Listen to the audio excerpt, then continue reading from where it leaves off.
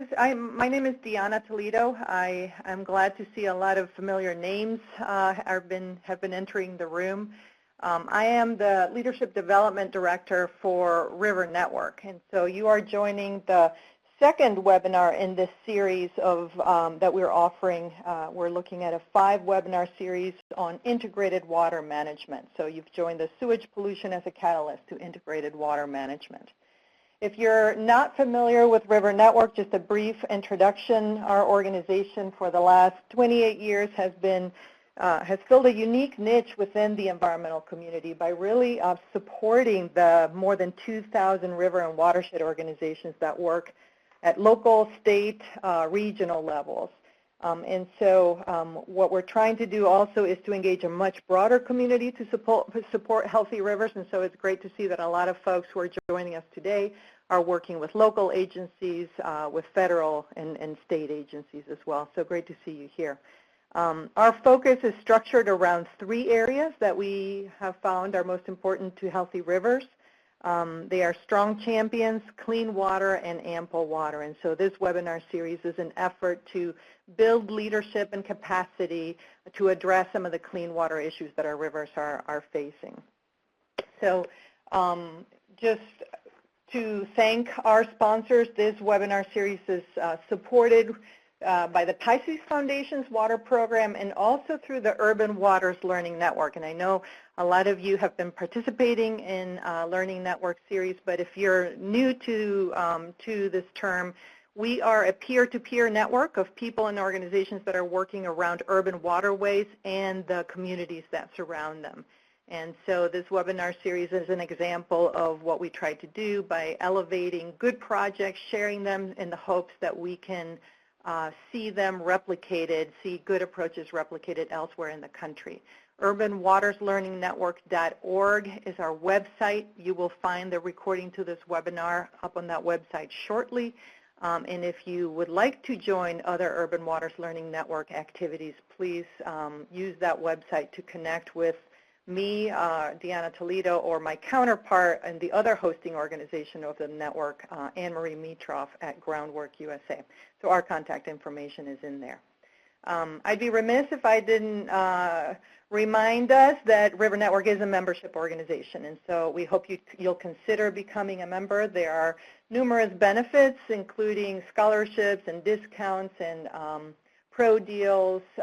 So there's access to, low-cost publications and insurance, et cetera, et cetera. So you can find information on our website. Right now, we're offering 16 months of dues of membership for the price of 12. So if you join today, you can still get River Rally discounts and other things that apply past the 12-month mark. So hopefully we can get a lot of you to join. Without further ado, I'm going to turn things over to my colleague, Catherine Baer, who really has been the brain behind the substance of this webinar series and can introduce the series and our speakers. Catherine? Thank you, Deanna. This is Catherine Baer, and so glad to welcome everyone here. Really glad you've joined us today. And so I work with our Science and Policy program, and so just wanted to give you a little bit of background about this Integrated Water Management webinar series. And we kind of came to this series because we realized that basically a lot of folks around the country are sort of moving this way as a result of increasing cost, climate change, multiple threats to our water and river systems. The community is really looking for multiple benefit solutions. And so people trying to figure out, well, what is integrated water management? What does it mean? How do we apply it? And so we felt like it was a good opportunity to start to bring some of the discussion and examples to this community of people working to protect and restore their rivers by providing a number of examples from around the country and then providing for some more in-depth discussion that I'll talk about in just a second. So our first webinar, which is available online, really was sort of an introduction to the topic and talked a lot about different approaches and definitions. And we didn't really want to dwell too much on definitions, but just as a working definition, we use this one from our colleagues at American Rivers, the Great Lakes and St. Lawrence Cities Initiative, and the Johnson Foundation and the Mayor's Innovation Project, written here on the slide. So an approach to water management that centers on breaking down silos to create holistic, coordinated water systems that maximize economic, social, and environmental benefits in an equitable and sustainable manner. And so really at its heart, I think integrated water management is a way that tries to look at the water system as a whole and also has really some process as well as substantive elements. And for every speaker in our webinar series, we're really asking them to think about both the substance and the process. And I think you'll be really excited to hear from our speakers today who are both engaging really in both of those parts of that definition of integrated water management. So we're really excited. Interesting, too, of course, that not everyone is calling it integrated water management. A lot of different approaches and names we have for it, but at its heart, I think it sort of has a similar set of principles that we'll start pulling out.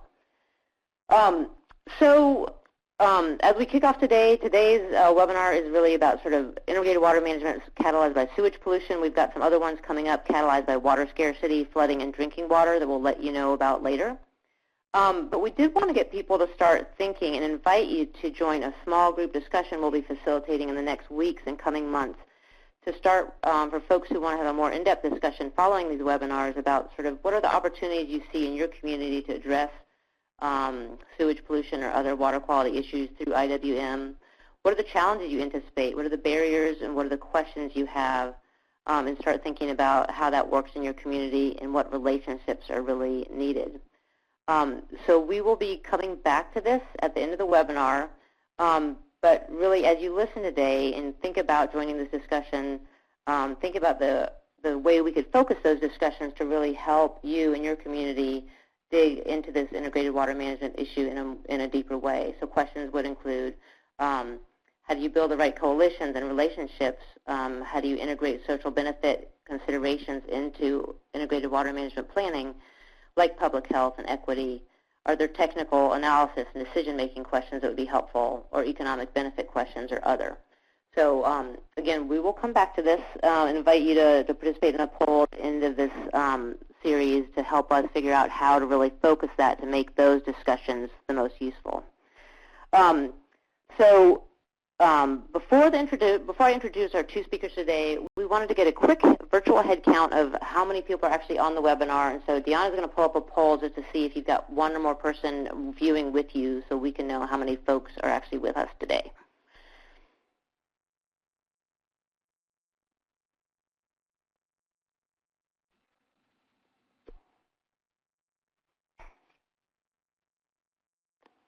All right, thank you so much. That's great. So the way this works today, I'm going to introduce both of our excellent speakers, and they are going to both make presentations. As you saw at the beginning, if you have questions during or after their presentations, please add them to the chat box, and we will be moderating questions and answers at the end after both their presentations. If you do have a question that needs to be answered right away, like a clarification question, we will get those in to the speakers during the presentations. So first of all, we're going to start today's presentation by Mary Lynn Lodore, who is the Deputy Director for the Metropolitan Sewer District of Greater Cincinnati and the Greater Cincinnati Waterworks Joint Utility.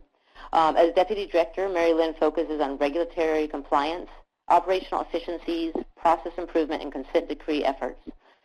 In her previous position as Environmental Program Manager for the Sewer District of Greater Cincinnati, Mary Lynn developed the utility's Sustainable Infrastructure Program, which evaluated sustainable stormwater mitigation solutions to address combined sewer overflows and other water quality challenges within the context of the utility's consent decree.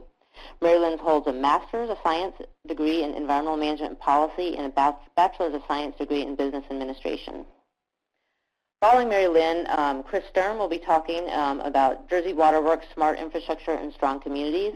And Chris is the Managing Director for Policy and Water at New Jersey Future.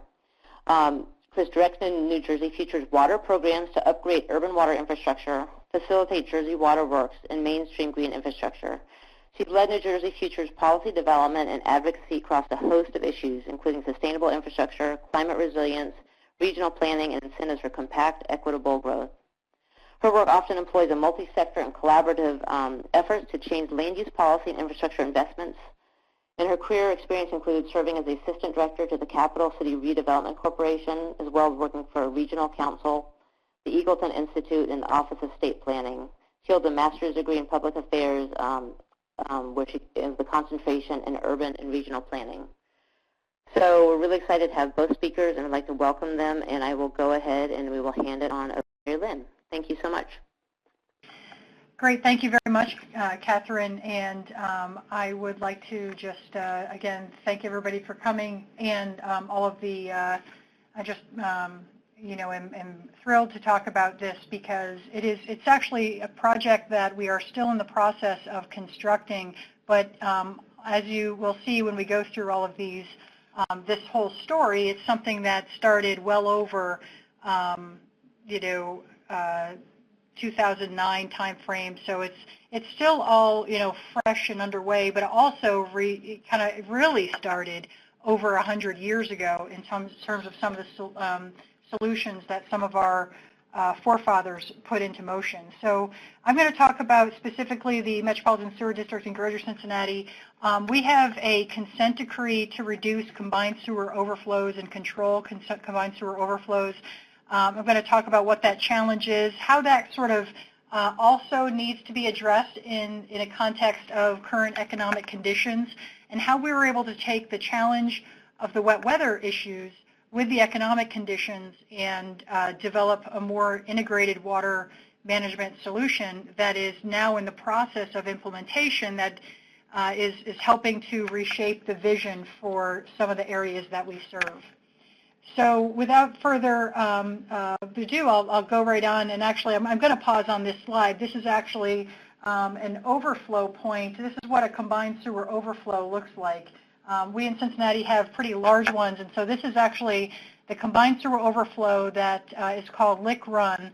It's used to actually be a stream that would have flowed into an urban water here in Cincinnati called the Mill Creek, which is a larger section of stream.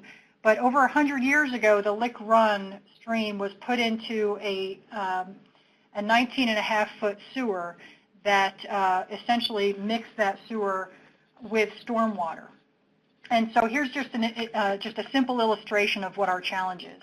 So during dry weather conditions, we get wastewater from buildings and from businesses that go to our treatment plant. And on a nice sunny day, that's fantastic. But the problem is that when it rains, then we actually get a lot of stormwater coming in through downspouts and roadways and runoff that mixes with that sewage, and then that turns into, essentially within our area, approximately 11 billion gallons of combined sewers that enter our rivers and streams locally. That makes us actually one of the top 5 in the country in terms of how much volume of combined sewage that we have. And this is a very urban problem. There are 772 approximately cities in the U.S. that have combined sewer networks. It is an old industrial sort of historical issue. The fact is that many of these sewers were constructed when it was okay to do it that way, and that those requirements really changed in the late 50s, early 60s, where really the separation of stormwater from sewage began really being the norm in the practice in the engineering community. But for those 700 and some odd cities that already had systems in place that were combined, those cities are still faced today with correcting that, because it's very costly to remake that sewer network all underneath your communities and your cities.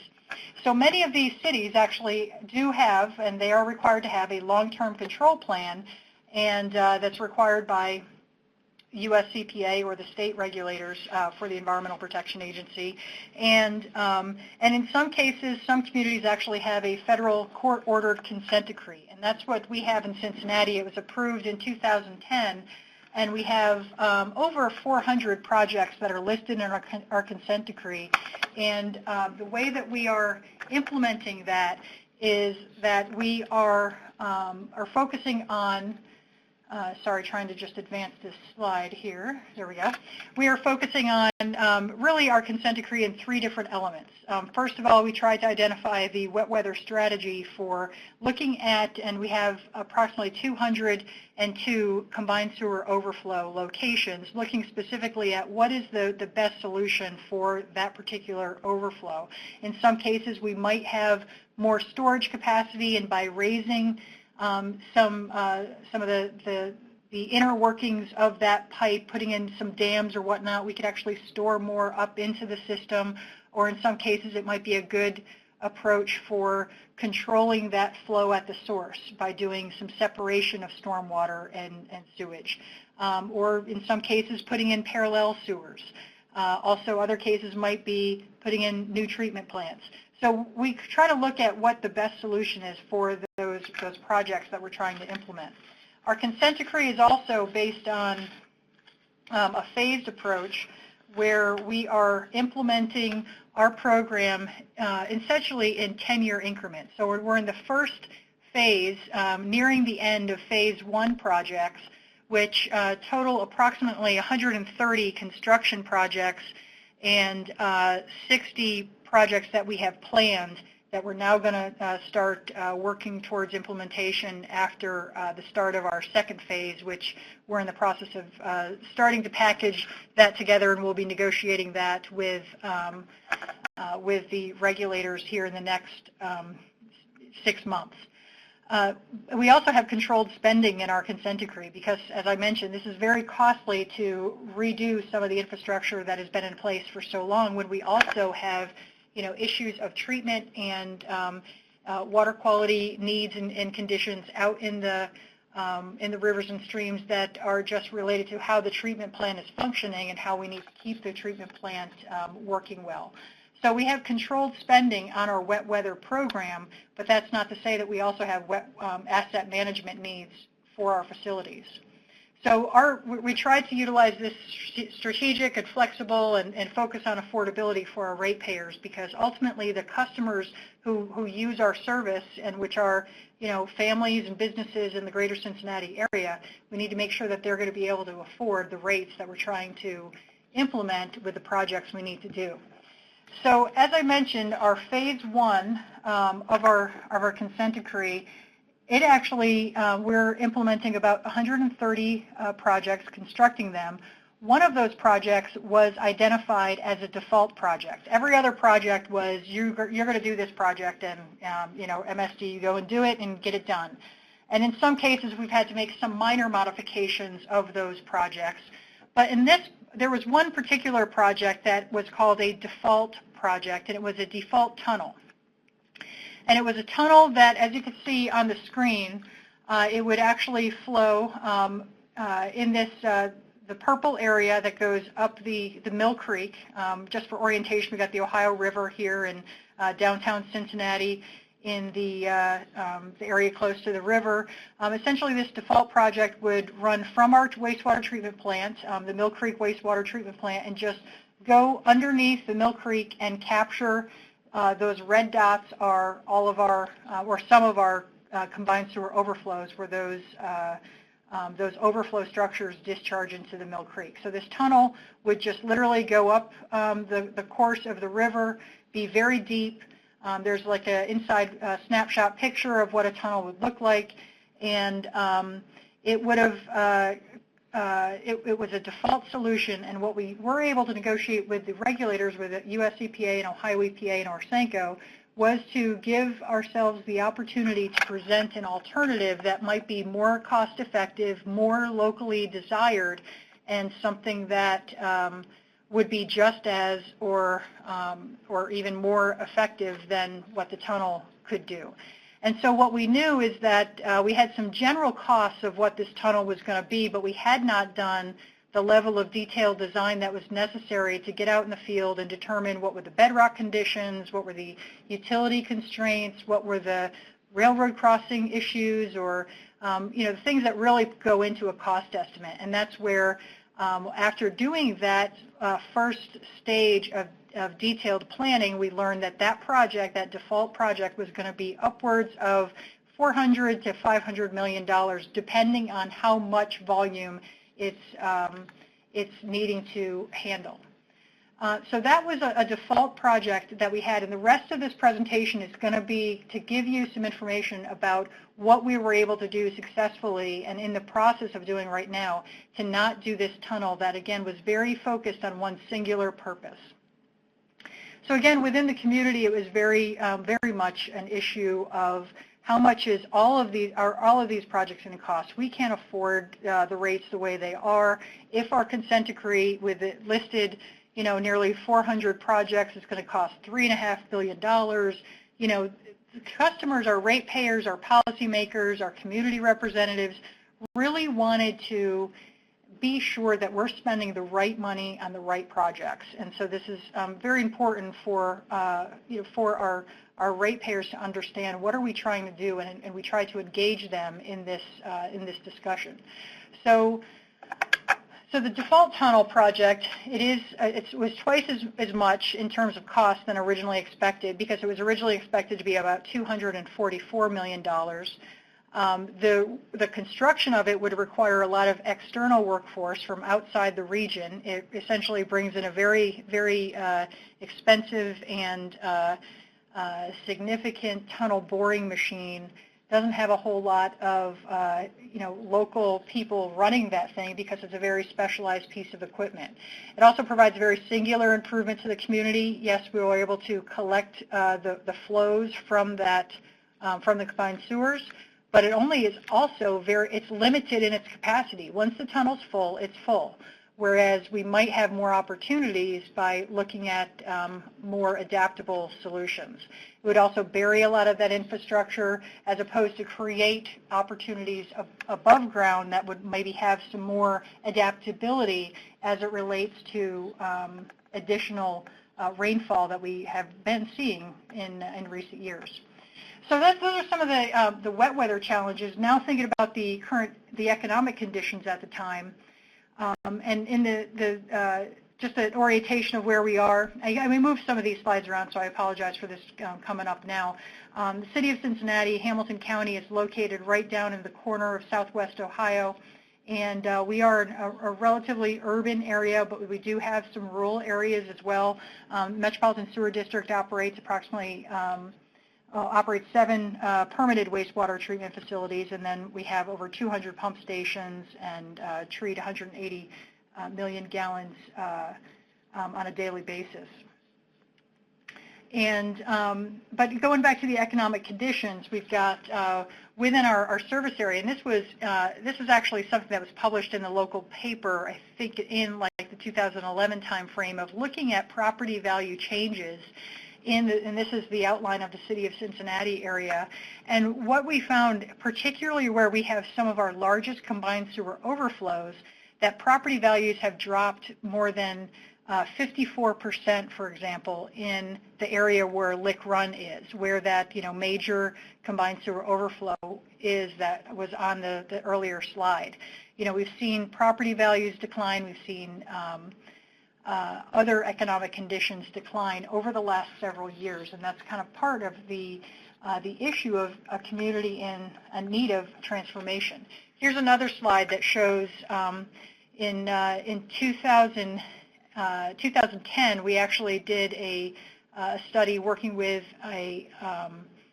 our local community planning agency of looking at the amount of houses either in some sort of decline or foreclosure or vacancy rates, and found that a lot of areas we've actually got some potentially reusable land that could be repurposed for something else.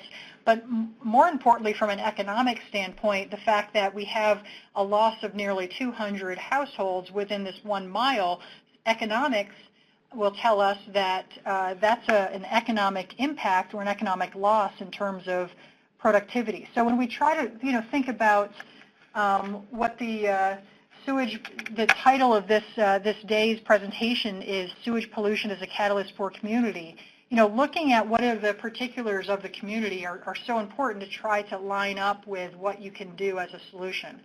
And so where this urban waterway once used to be flowed right between some of these transportation corridors, which are generally local streets, but are ways of getting from east side to west side in some local areas. And some of these areas really indicated a significant amount of buildings that were in need of repair and were just in critical condition. So this is another layer, so to speak, of us looking at what are the current conditions? Why would we put a tunnel to just take all the flow that's generating after it hits all of this ground, and it's going to cost twice as much as we thought it would be, and at the end of the day, yeah, we're going to have a nice big tunnel that takes all this flow, but we still have all of these economic conditions and nothing happens with them. So these are some of the things that we thought about as we are trying to solve that problem of that combined sewer overflow. There was also some transportation concerns that when we're talking about this out in the community, this is one of the issues that they have, that they're concerned about, the fact that there's just a lot of hardscape, there's really not a lot of green infrastructure to be able to absorb some of the stormwater. So these are also some of the things that were pulled together as part of the analysis, as well as the fact that we have significant rains that tend to occur a bit more frequently than when our information tells us that it should be occurring. We have sometimes back-to-back very high-frequency storm events. This is an illustration of an area within this watershed where we are now implementing this integrated solution where as we were designing the sewer separation in urban waterway, these kinds of things are happening. So clearly by just putting in a tunnel is not necessarily going to solve these kinds of problems because the water needs to be able to get to those locations, and that's where doing that again 2 or 3 miles away isn't going to necessarily help this. So, but however, we've got combined sewer overflows. This is kind of what some may look like. They are not pretty, of course, and those are what we're trying to address. And so it's important to, in some cases, where we can, separate some of that stormwater volume and keep it separated from things that tend to cause those combined sewers to overflow. Looking at unemployment and other economic conditions, the trends continue to not look great, and again, this really just provided a better or more emphasis on the need of creating a solution that's going to provide greater economic investment or reinvestment into some areas. And for our system, the bottom slide here shows that on an annual basis, you could see the amount of decline we have in our the water usage that we're billing against. So over the years, we've seen more and more improvements in terms of water conservation and reduced usage, and that's not helping us make the improvements that we need to make. So we also need to look at, and address the fact that in some areas of our service area, we have fewer customers, and what kind of projects can we implement that might actually help improve our customer base or increase our customer base in some cases. So that brings us to our integrated solution. Our integrated solution is based on, what's going on in those watersheds. So a lot of that information I just talked about in terms of economics, community development desires or opportunities, brownfields in some cases, abandonment, foreclosures. Those are the kinds of things that we need to look at in terms of a integrated solution, is what's going on and how can we potentially address that problem with the solution that we need to address with our infrastructure. So then, in addition to the economics and community conditions, what's our infrastructure capacity? What can we do to remake some of our infrastructure or better utilize it? Or how can we add to our infrastructure to expand its useful life? And then receiving streams. What are the quality of the receiving streams? What was the receiving stream that used to be there that is no longer there now because it's in a combined sewer, it's been put in a sewer, and how can we start to remake some of that, those systems So that, in my mind, this is an integrated solution that brings all these things together. So we actually developed a more of a watershed-based approach to looking at our problems in that sort of multifaceted way of taking all those things into account. And we developed a manual that we could try to replicate throughout our planning and design and community outreach standpoints. We also made that available to our other utility partners or community partners that are out there to help us solve this solution. We can't do this on our own. We didn't create this issue on our own, and it's only going to be better if we can actually bring more into the fold. So we tried to create a manual that would others could really understand what they're doing. And so as part of our sustainable watershed evaluation planning process, essentially we came up with a multi-stepped process of looking at the economic conditions, looking at the environmental conditions, the built and natural environment, and really trying to develop more of a master plan for us to implement from a utility perspective, but then have and identify other things that other partners could take more of a responsibility on. And so the project that we are talking about and working on now really went through this kind of a process that we utilized. Let's see, I'm not sure if okay, good. Whoops. Okay. Okay, thank you. Okay, so the MSD, so as part of understanding, so what I talked about is economic conditions, we got our infrastructure, looking at all of that stuff.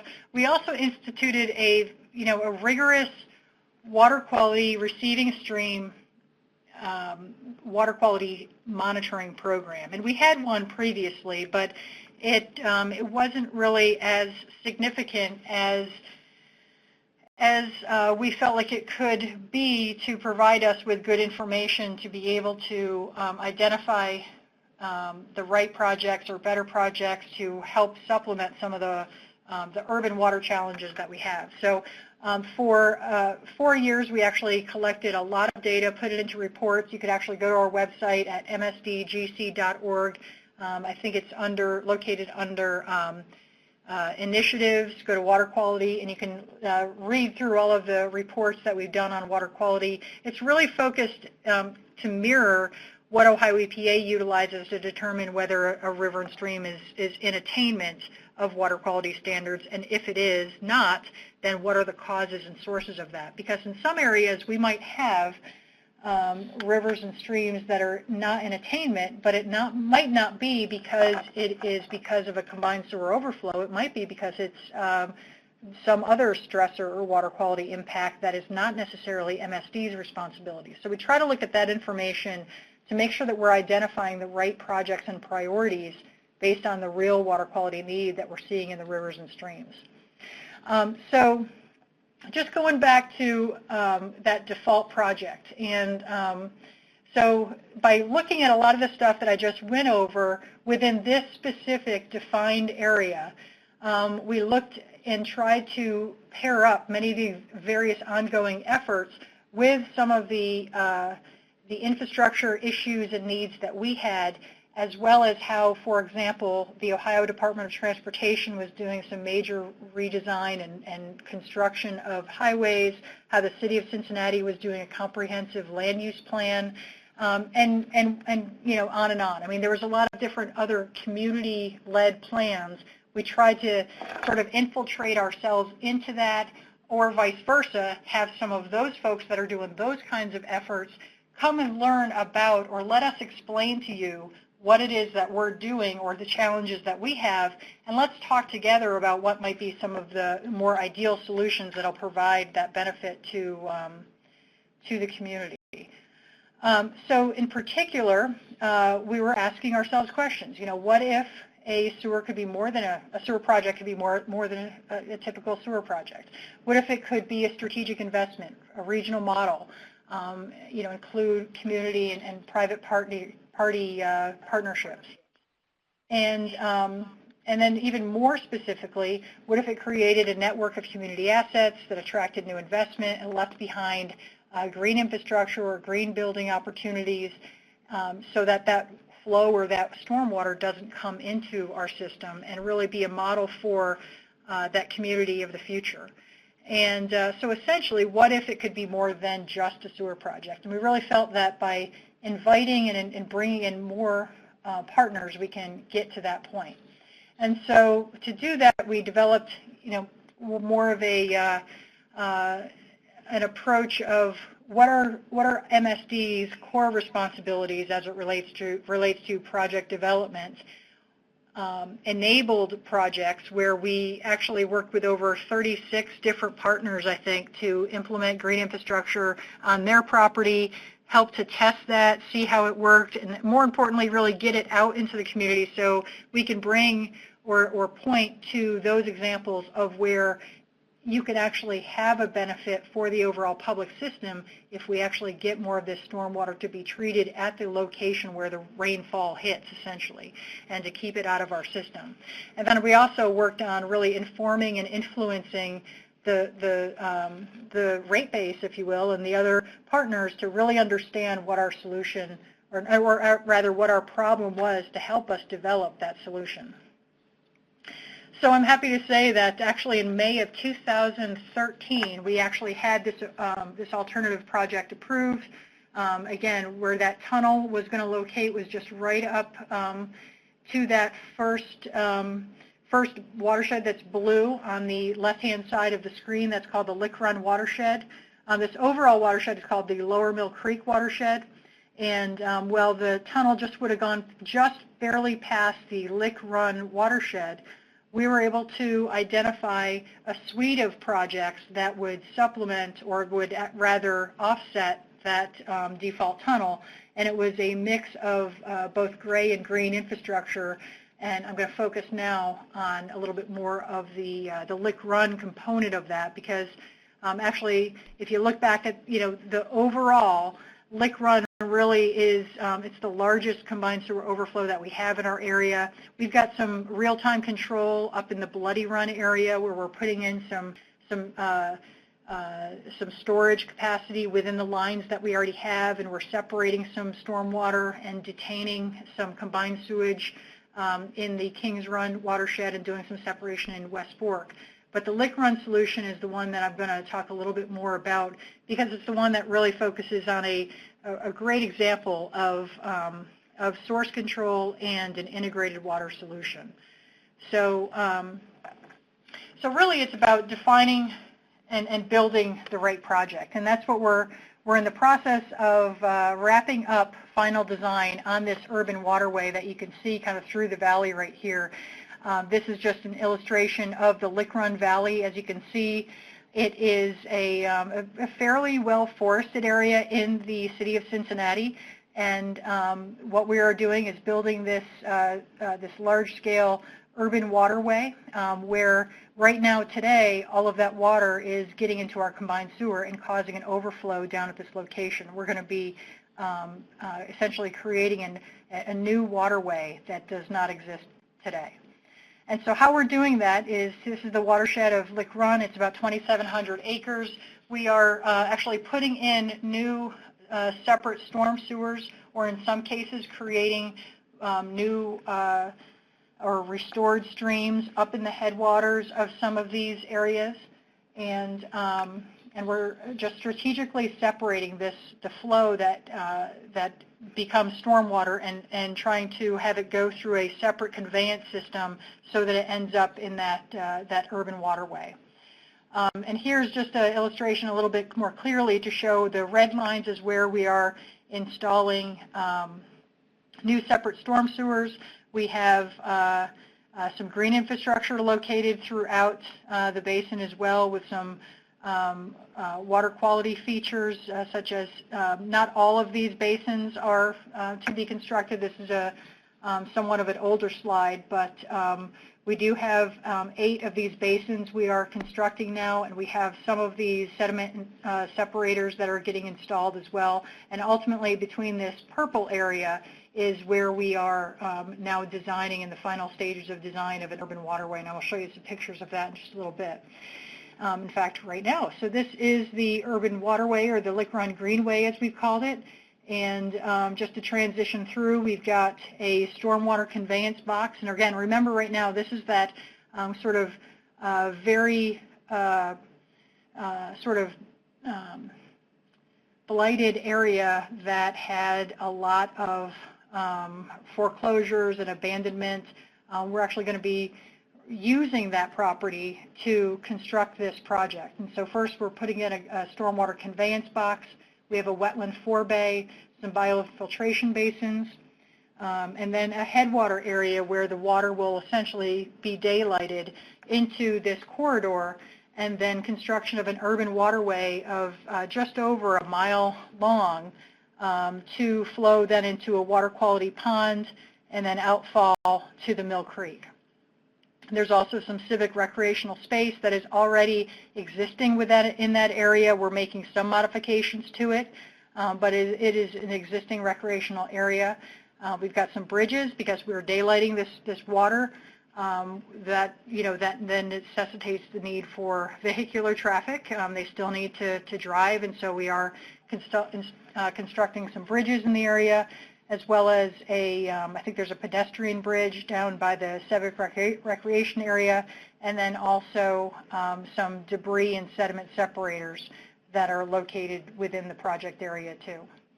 And so it's essentially designed to mimic an urban waterway with water quality benefits.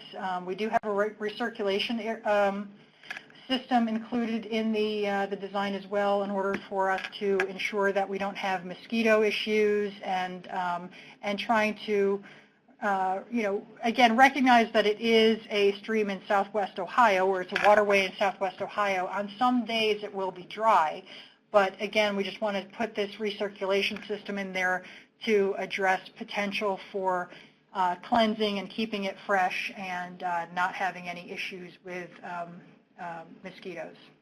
Hey, Mary Lynn, can I ask you a question real quick? When you went to the slide, there were a number of different techniques you had on there, including a stormwater conveyance box and wetlands.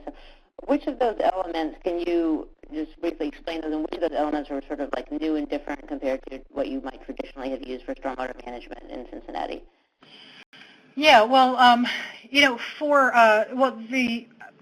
it's the combination of all of them, I think. The conveyance box, the whole thing, it's not, and none of this is really out of the box kind of, application. It's literally out of the box in terms of, out of the box of traditional way of thinking, when we're doing this in a large scale like this. With this opening up of the creek, if you will, separating a lot of the water from upstream, and creating a contiguous conveyance above ground. That's the part that's really, really, I think, unique even nationally. We looked at trying to identify several other case studies, and came across just really a handful of other daylighting opportunities like that were actually implemented, and I think this is probably the largest one that is known now to be well underway. So, a stormwater conveyance box is not innovative, but in terms of marrying it with an above-ground urban waterway where one doesn't currently exist, and we put that in specifically to be able to address 100-year flows, because our restrictions are the roadways of Queen City Avenue and Westwood, which you can see on this graphic here. So the pictures that we've got here are, like, this is the daylighting area where the water is going to first come out of the box and flow above ground, with the installation of all new plantings and soil amendments and stream banks. These really don't exist today right now at this location. And looking at another section of the waterway, this is more of an urban or a narrow corridor We do have, a maintenance path so that we can access the waterway and be able to maintain it, as well as allow for pedestrians to enjoy it and also stay safe with lighting and fencing and whatnot. There's also, different features of pools and riffles located throughout the urban waterway to really help improve the oxygenation of the water and keeping the water cool by keeping it, somewhat shaded, and by keeping it moving and rippling over the rocks of the pools and the riffles. Those are really using nature as design mechanisms, and not necessarily just put it all in a pipe and just get it out of here. We're really trying to utilize it as a resource and opportunity to create community engagement and community regeneration, if you will. As we just kind of went over it, it has a lot of different ways in which it provides benefits. It accomplishes many different things, from complying with, we had US EPA requirements telling us exactly what we needed to do in order to get an approved project. We stuck with that. We used that. It still provides a lower cost solution. The cost of implementing this, as well as 19 other projects, actually is $244 million, and this one represents approximately $120 million, and these are all in 2006 dollars. But it provides, more opportunity for community and jobs and water quality, as well as leveraging private interest. And these are just some of the organizations that we worked with, one of which was the local Groundwork Cincinnati office, which is a great resource. We actually talked with some of the folks from the Yonkers office, and which also has a stream daylighting project that they did there in Yonkers, and the Groundwork Cincinnati was able to bring some of those partners forward. We met with the community. We had community design workshops, really had the community tell us what they wanted to see in this corridor, as opposed to just come up with solutions. We met with the regulators and really engaged with them on, what guidance do they need, what do we need to do. We followed and helped to really create a dialogue around the national issue of urban waters and CSO reduction and how we sort of weave solutions together. So that's also resulted in, like I mentioned earlier, focusing on brownfields remediation. We actually worked with US EPA to secure some initial sort of area-wide assessment dollars for evaluating brownfields. That helped to provide some early information that otherwise the sewer district really wouldn't be going after to that level of magnitude. And the focus from the community was trying to help ensure that we have good access and walkability within this area, that we're not just shutting it all off for the benefit of stormwater. And also we tried to incorporate the water quality needs of the Mill Creek and really get some of this information out to the public so they knew what we had and what might be some of the solutions for this area.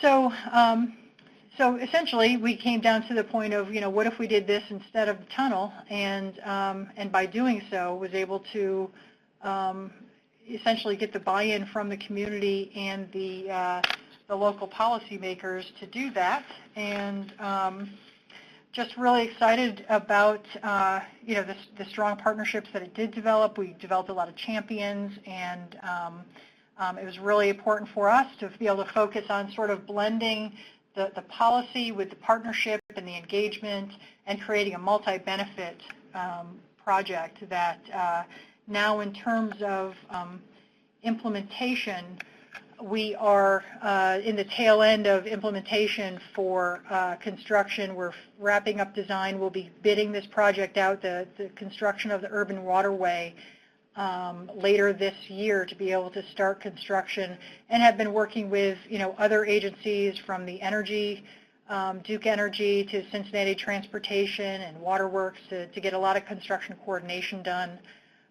And then at other sites, we've been implementing green infrastructure working with schools or universities and the zoo, some other nonprofits doing some plantings and installing pavers for capture of water, and so it's been a comprehensive effort to try to get a lot of stuff out there. So I know I'm kind of running over my time. I want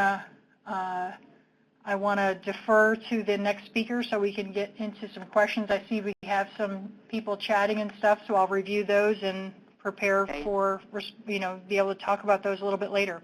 Catherine, back to you. Yeah, thank you so much. That's an excellent, really excellent presentation. We've got a lot of questions, everyone. Don't worry, we're writing them all down. We've got them in, and we'll come back to them. So let me go ahead and turn it over to Chris to talk about the work that she's doing, she and her colleagues are doing in New Jersey. Great. Thank you, Catherine. It's really a pleasure to be here. I want to thank the River Network for inviting me, and also point out that Cincinnati was a big inspiration to this work, which I'll explain in a few minutes. So I work at New Jersey Future, which is a smart growth policy organization, and we have invested heavily in water and water infrastructure because you can't have strong communities without clean water.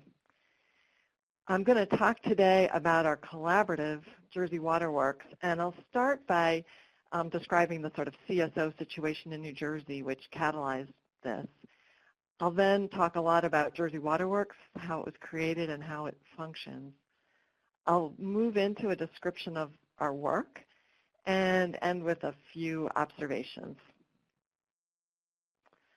So New Jersey is the nation's most developed state, and we have a lot of the water infrastructure problems that you see in other industrialized places. Drinking water mains that leak and leak-treated drinking water, water and sewer mains that break and flood and stymie commutes. We've got lead in our drinking water in our school systems and in other buildings.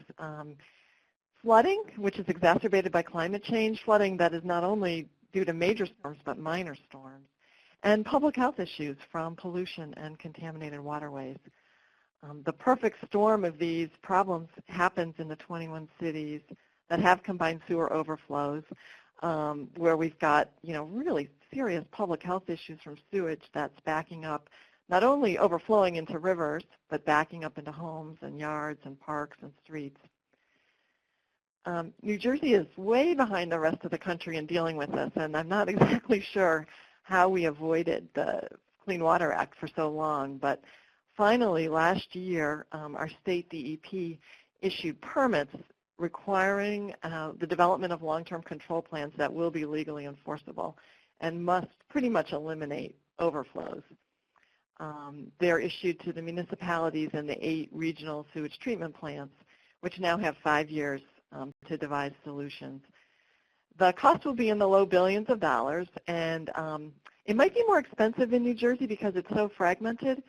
We actually have only 210 outfall points, but they're spread across 21 municipalities and all these treatment plants, so it's very fragmented. These cities are economically distressed. They house, like Cincinnati, and they hold over twice their share of the state's low-income households. But they're also at the cutting edge of economic development in our state. As a group, they've outperformed the rest of the state in population and employment growth as millennials and empty nesters move back to cities and transit locations. And that trend is projected to continue. So it's really vital that we figure this out and we figure out how to upgrade these systems in ways that make these distressed communities stronger and not weaker. So that question is what brought New Jersey Future into this work. We began in 2013 by looking at how water infrastructure impacts people and businesses and communities, not only in negative ways, but positively, spurring waterfront development and recreation, greening neighborhoods and making them healthier, and creating jobs. We issued a report, Ripple Effects, and then we held a statewide convening, which was funded in part by the Johnson Foundation at Wingspread. So it was really great to work with Lynn Broaddus on that project.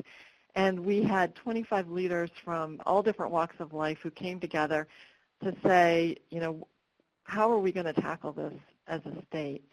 One of our speakers, we were able to bring in a few out-of-state speakers, thanks to funding again from Charting New Waters, and one of them was a former mayor of Cincinnati, Roxanne Qualls, who presented on the Lick Run approach back when it was more in the design stages, but really inspired our work. And we came up with action steps that were not limited to CSO solutions, but relied on the CSO mandate as a real driver for action. So to follow up, we at New Jersey Future quickly began convening everyone who was interested, a lot of folks, a lot of excitement, in meetings starting to try to take these action steps. And we quickly realized that the system we were working in was much bigger than what we were used to. We have hundreds of water, drinking water and wastewater utilities, as well as municipal efforts. And so we started to try to understand the landscape. And on the left here, you can see the decision makers in blue, the regulators, the operators of the various water infrastructure entities, and the ratepayers who are served by those entities, but also pay for those services.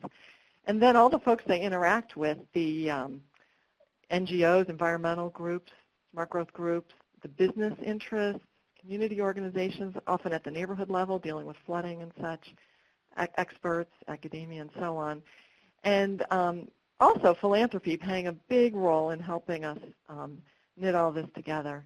So recognizing that we're trying to change the system with hundreds of players, we moved to a new approach for us, which was a collective impact approach, where we redefined our job as the nonprofit into, instead of just trying to run projects, really trying to align the efforts of all of the players out there towards shared goals, towards moving in a common direction. And in the middle of 2015, we convened the first meeting of our steering committee, which you see pictured here. We have 20 people, including EPA and our DEP, public and private utilities, environmental groups, community development groups, urban mayors, cities, consultants, academics, who all wanted to lead this effort. They adopted a common purpose, which sounds a lot like what we heard in Cincinnati, basically to upgrade the water infrastructure in our cities and towns by investing in sustainable and cost-effective solutions that would generate multiple community benefits, so that these investments are making communities stronger. And it was a statewide effort, not limited to CSOs, embracing drinking water, wastewater, and stormwater, so looking for integration. And then the group adopted goals, which you see at the bottom here, effective green and gray infrastructure, and so on, 4 big goals and 12 sub-goals. All of this we unveiled last year at a conference in December. Our structure now, what we're managing are over 800 folks who get our emails, 236 people who've signed on to the purpose, about half of whom are actively working on committees, on projects to advance the goals, and again, about 20 on our steering committee. And so it's very messy, and this is a messy picture, but you see the red organization, the backbone organization on the left, and that's what we at New Jersey Future do. We support all of this, and again, we've got leadership at the top of the steering committee. We've got the working groups doing projects, the partners advancing the goals through their own work, and then community members and other stakeholders who will ultimately provide the political will for our elected leaders. Our backbone staff, there's 2.5 of us who work full-time on keeping this going, and then we have a couple other staff who spend about half a day a week. We're sort of a combination of a public affairs firm, administrative support, and management consultants. We organize a ton of meetings, and here you see our summer membership meeting where Howard Neukrug explained the One Water approach to us, which really resonated with the group. We have 7 active committees, and they have subcommittees. We have an annual conference. We send out a lot of emails and e-newsletters. We have a website and a communications platform. All of this really to help people move in that common direction and act in ways that leverage each other's results. And I'll give you some examples in a few minutes. As for the management consultant side, we try to understand with limited resources where are the intervention points. And I'm not going to walk through these messy slides, but they sort of show our thinking about what goes on in a CSO community with a regional treatment plan on the left and the municipality on the right and stakeholders at the bottom, and how they've traditionally interacted in sort of limited ways. And then now with the CSO and green infrastructure and new community engagement, it's getting more complicated, a lot more areas for collaboration, and a lot of gaps in terms of what should be happening. And so I'm not going to go through these, but these are some of the things that we've tried to raise money for to address or work with our partners on. So let me slow down for a minute and talk a little bit about some of the projects that our partners do under the Jersey Waterworks framework. In the first area of effective green and gray infrastructure, what we've targeted, we're trying to be focused. We've targeted our improving pipe systems, getting more green infrastructure in the ground, and reducing localized flooding caused by poor infrastructure. And one of the ways we're doing that is by partnering with a nonprofit group called Sustainable Jersey, which runs a voluntary certification programs for towns that's very popular in New Jersey. So a town that wants to be deemed sustainable can become certified if it does a certain number of actions. And the actions include things like recycling, local produce, and energy efficiency, and traditionally not much about water infrastructure. So 2 of our committees are developing actions on things like water loss audits, asset management, and planning and building green infrastructure to include in this program. Sustainable Jersey will then train their local green teams, who will then hopefully start to work on them and introduce them to local officials. Part of our mandate is making more people understand that to be a good environmentalist, you need to worry about pipes under the ground, and you need to figure out how to manage water above the ground. And so this is one partnership that we're excited about. In the area of smart combined sewer overflow plans, we're investing heavily. We're at the end of the first year of the 5-year planning process.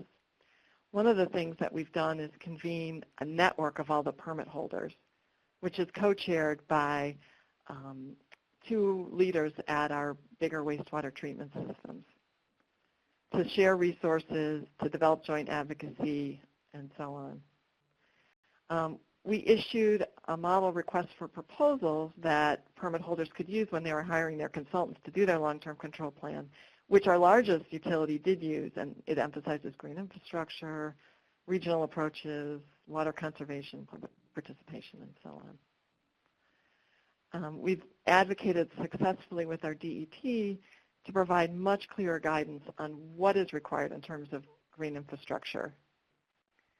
And we've also advocated with our SRF program, the state's infrastructure bank, to provide 10-year zero-interest loans for developing those long-term control plans, to provide zero-interest loans for gray infrastructure in CSO communities, and to provide some grants for green infrastructure. And we're just next week launching some programs on connecting with stakeholders, bringing in experts from DC Water, which is really, as you all know, one of the nation's leaders on communicating with stakeholders. And they will be sharing information with our mayors and their communications staff and our utilities. In the area of financially sustainable systems, we're trying to answer the question, so how are we going to pay for it? And it's a big question. One of the things that we're doing in this area is promoting integrated CSO solutions. We held a design competition last winter, I guess last spring, that picked 3 cities to receive technical assistance and engineering services to solve a CSO problem, but also solve at least one other problem at the same time in an effort to gain access to other funding sources. And so right now the cities are in the middle of this design process, and one city will be enhancing resilience, another will be reducing flooding to allow for industrial development and jobs, and a third will be creating green streets that calm traffic, improve pedestrian safety, and improve air quality and childhood asthma rates, as well as creating an art park and all kinds of neat things. So we're excited about that.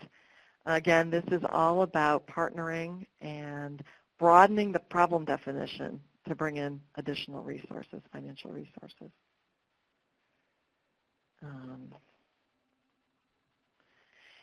In the area of empowered stakeholders, I don't think I need to tell this audience that for water systems to improve, community members, whether it's residents or businesses, need to have a say in what those solutions look like. These are, in some cases, huge public works investments.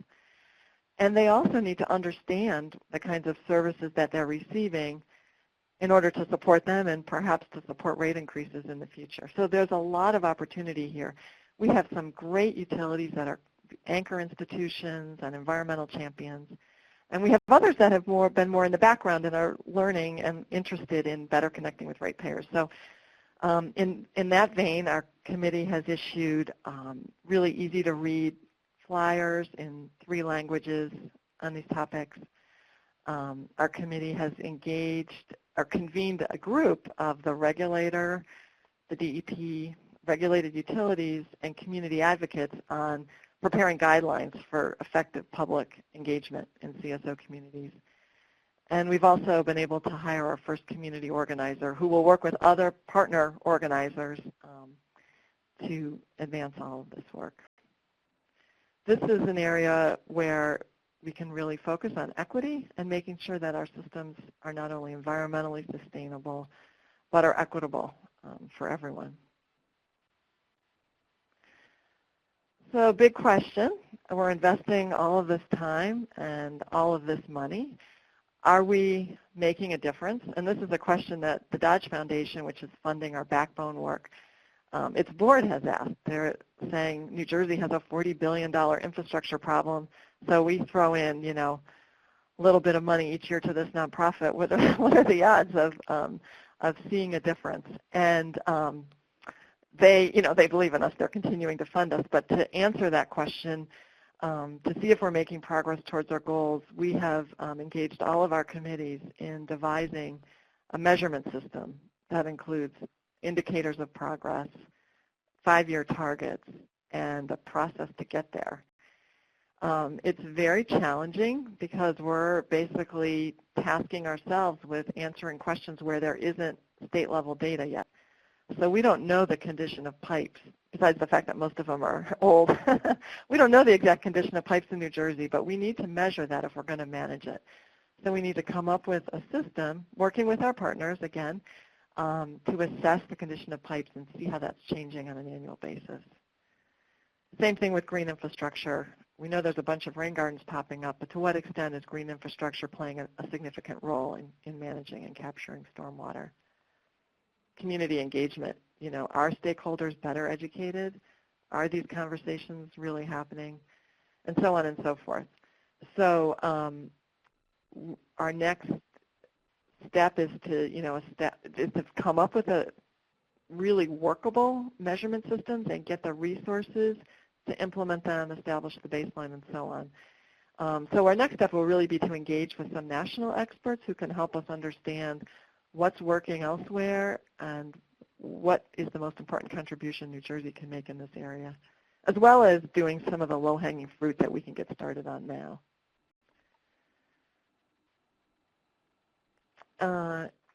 In reflecting upon this work and what our keys to success are, and it's important for us to stay in touch with that because it's very demanding. There's just so many moving parts and so many people, so we have to prioritize. But it's clear that our success depends upon engaging partners, aligning all those folks in a common direction. And partners will engage when they are getting at least as much as they're giving. And so it's creating those opportunities or helping those partnerships to flourish, and then sometimes not necessarily being involved with them, but creating the platforms for folks to engage and interact. So on the left, you see a picture from our delegation to the U.S. Water Alliance conference in Atlanta, which was a great way to break down silos and have people from different walks of life talk about water infrastructure problems and solutions. On the right, you see our conference from last December, where we had a really interesting panel from different perspectives talking about this topic. On the bottom, we're with the Mayor of Newark at the League of Municipalities Conference. And at the bottom right, we're thinking ahead to the gubernatorial campaign. We have our members brainstorming on what are the most important water infrastructure facts that elected officials need to know, and what can they do? What should we tell them they should be thinking about? So we're seeing opportunity for change through integration across disciplines, across organizations, and oftentimes within organizations across departments. We're struggling with managing a big system with lots of moving parts. Grateful for the resources that allow us to play this role, this backbone support role. If you're interested in learning more about this approach, perhaps because you might want to adopt pieces of it for your own work, I would encourage you to go to our website and check it out. You can also sign up for a monthly e-newsletter, which will keep you up to date on the big things happening in New Jersey. And we welcome you as a new member. There's no cost to join, and there's no obligation other than you have to agree to support our goals. And you can do both of those things on our website. So I will conclude there and look forward to answering questions and engaging with all of you. Thank you. That's great. Thank you, Chris and Mary Lynn, both. Really excellent presentations. We have a lot of questions. I want to remind everyone that we're going to wrap up at the end by talking about some questions that we might try to delve in even further on these follow-up calls that Deanna will be hosting and facilitating coming up in the next couple weeks. So please stay tuned for that. But in the meantime, let's take a couple of questions. Let's see. First of all, let me ask a question sort of that applies to both of you all, who you both talked about a little bit about green streets and working across departments. We got a question really about how has it been to work with transportation departments or agencies, and what advice do you have in trying to approach those agencies to be more integrated? Well, this is Mary Lynn, and I'll start off.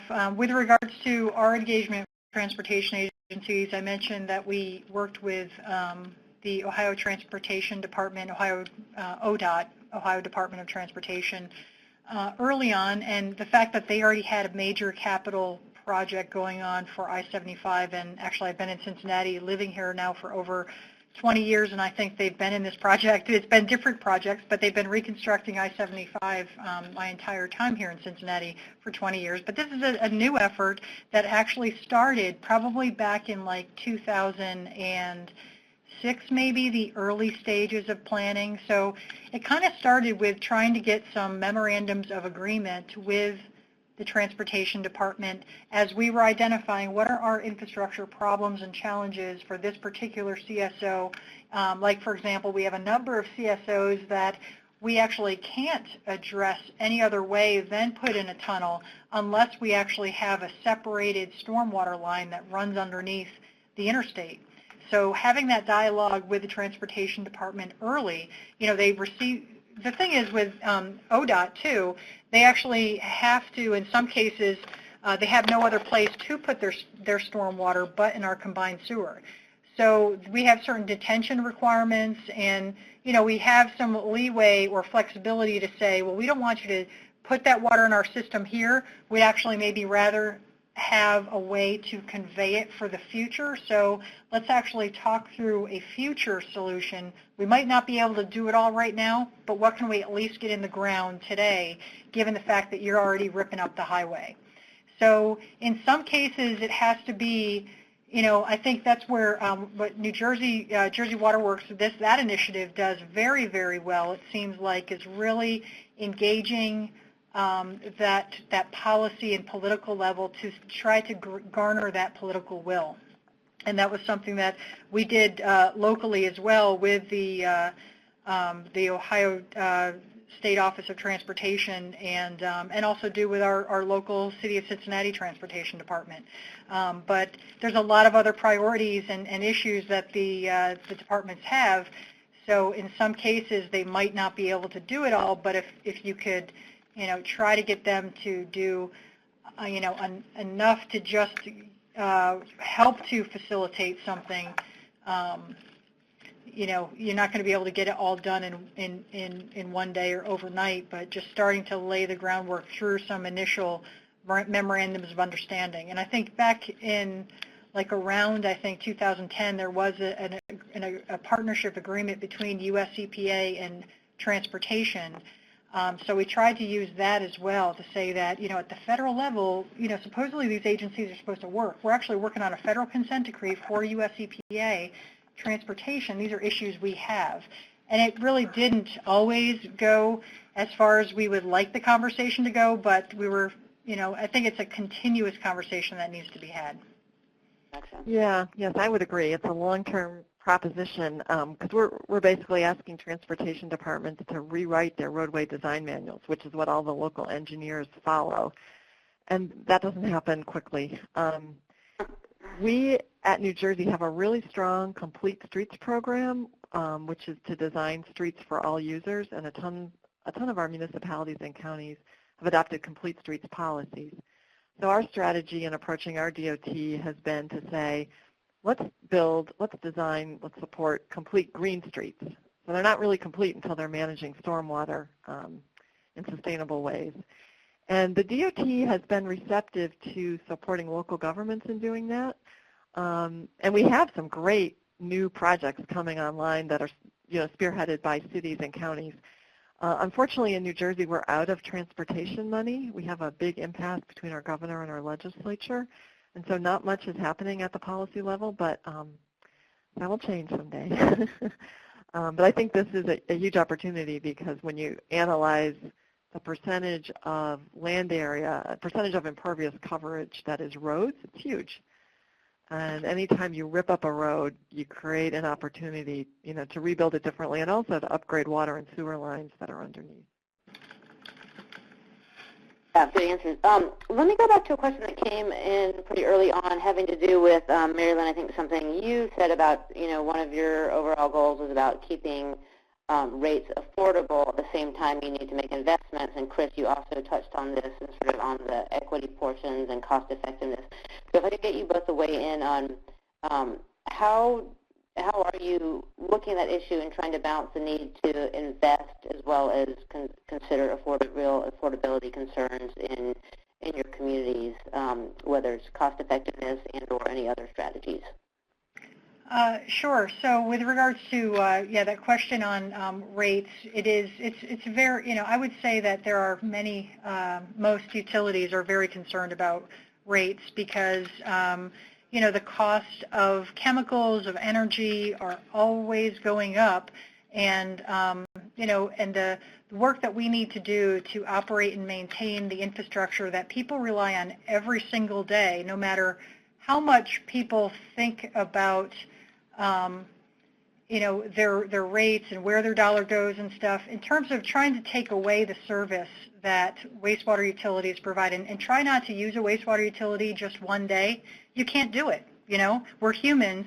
We need it, But when it comes down to just asking sometimes for a small rate increase, people just don't really have the appetite for that every single year. So it's very, very challenging from a utilities perspective to be able to do the projects that are necessary to maintain the systems and provide good, valuable water quality benefit So it's very top of mind for many utilities. And what gave us the opportunity to really focus heavily on that was the fact that we had a consent decree that said, you're going to do this project. You are going to do a tunnel unless in 3 years you come up with something better. So we had to get real busy, roll up our sleeves, and get figuring out what are we going to do. Otherwise, our ratepayers are not going to be able to afford our rates, not going to be able to afford to operate this tunnel, and we're going to have fewer of them because nobody's going to live here.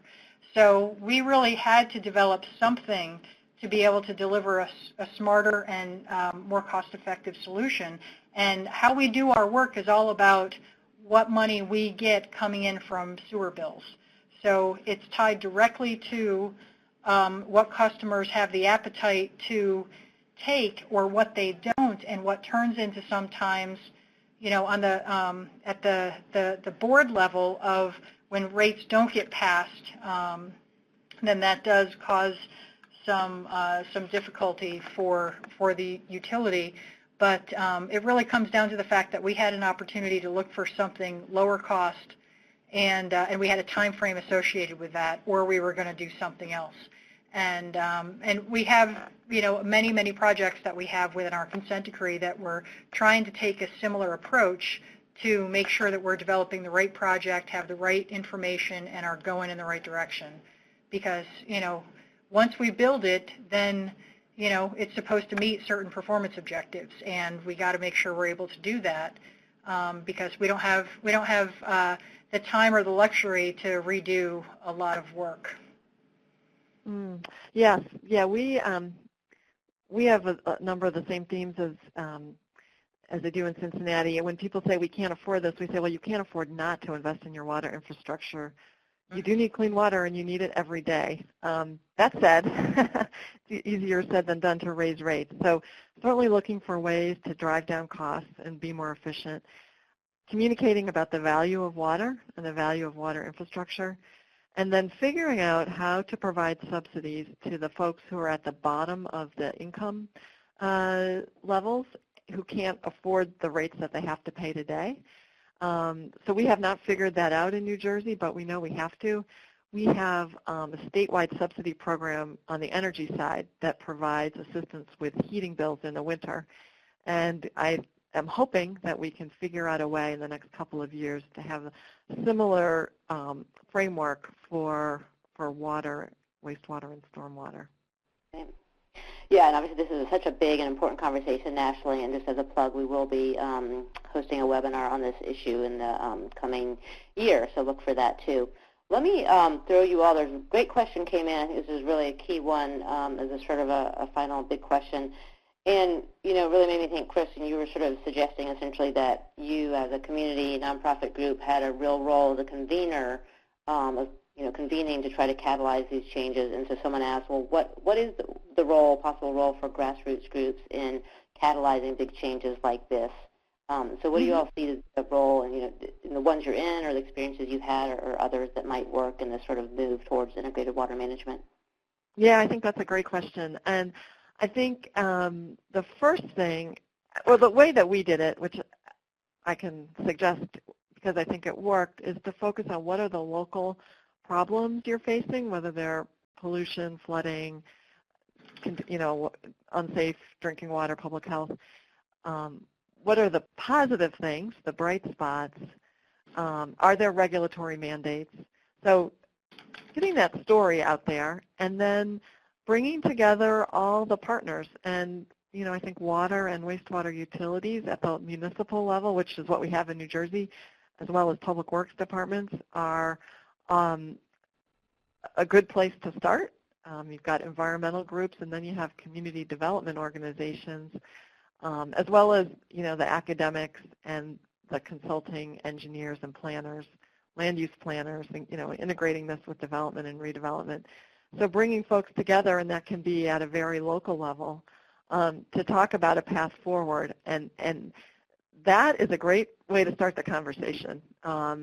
So, that might be a big meeting or a series of meetings where you've got folks, who don't necessarily know each other, getting to know each other and talking about this common problem. And then identifying some projects that you can work together on to make a difference.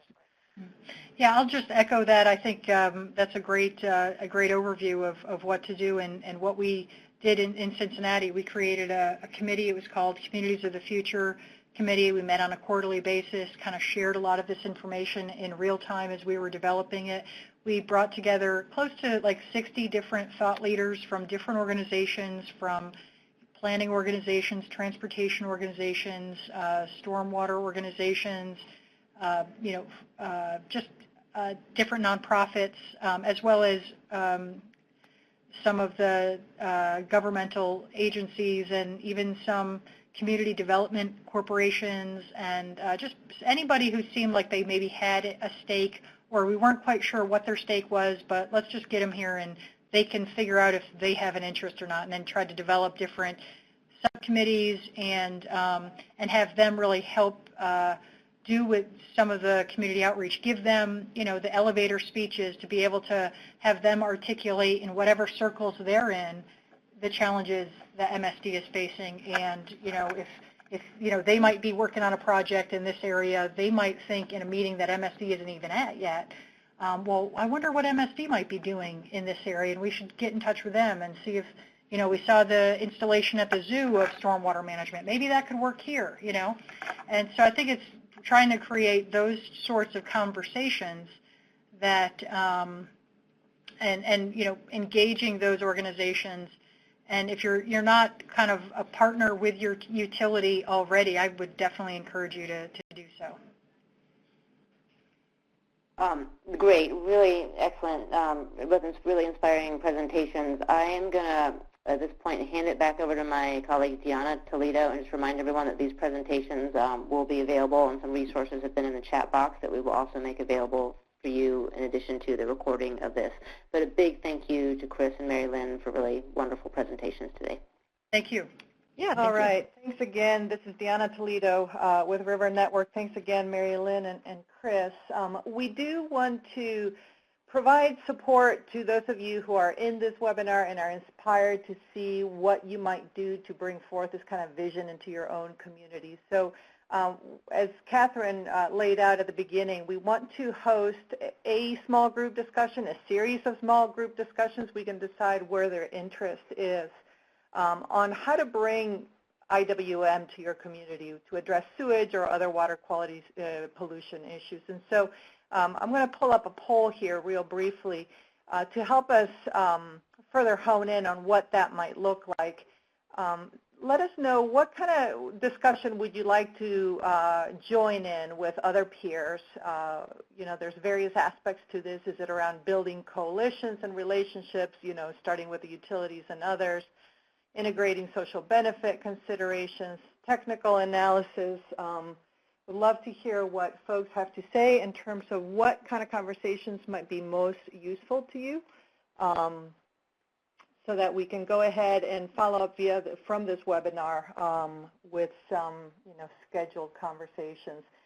We will be looking to see if there's some experts that we want to bring into those discussions to help us move and make some progress. But our goal is to understand in what ways can the Learning Network support you, in what ways are there tools or resources that need to be developed that we could help with, et cetera. So thank you for that input. So you will be hearing from us here following up in the webinar. We'll follow up with materials, et cetera, and also with some scheduled calls to continue this conversation. So with that, I want to thank everybody for attending and remind you we have the third webinar in our series has been scheduled for October 25th. You can register now, and the focus of it will be around water scarcity and integrated water management. So how can we promote efficiency through integrated water management or other strategies to address scarcity issues? So with that, on behalf of Catherine and myself, thank you for taking the time this afternoon to join us. We'll be closing up the webinar room here, and you should be sent directly to an evaluation form, so please take a minute to let us know how this session worked out for you and any input that we might consider before planning the next one. So again, thank you everybody, thank you to our speakers, and have a great afternoon. Bye-bye.